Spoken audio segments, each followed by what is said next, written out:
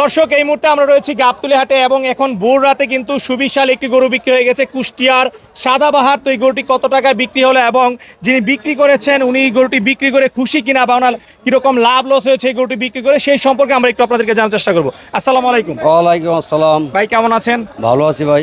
আচ্ছা, কোথা থেকে আসছিলেন গরু নিয়ে? কুষ্টিয়া মেহেরপুর। কুষ্টিয়া মেহেরপুর। আচ্ছা আচ্ছা, ওটা কতদিন লালন পালন করেছিলেন আপনি? এটা তো আমি 4 বছর পর্যন্ত লালন পালন করছি ভাই। 4 বছর লালন পালন করেছেন। গরুর ওজন কেমন ছিল?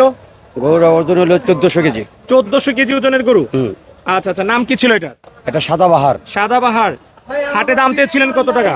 হাটে দাম চাইছিলাম, প্রথম চাইছিলাম যে 9.5 লাখ, তারপরে বাজারের অবস্থা একটু খারাপ দেখা যায় দাম। আচ্ছা আচ্ছা, ফাইনালি কত টাকায় বিক্রি করলেন? ফাইনালি শেষ পর্যন্ত যে বাজারের অবস্থা তো ভালো না দেখে 6,10,000 টাকা। 6,10,000 টাকা বিক্রি করেছেন। আচ্ছা, এই যে 6,10,000 টাকা বিক্রি করেছেন 4 বছর লালন পালন করে, এতে কি আপনার লাভ হয়েছে না লস হয়েছে? এতে আমার লস হয়েছে কিন্তু লাভ পাইনি।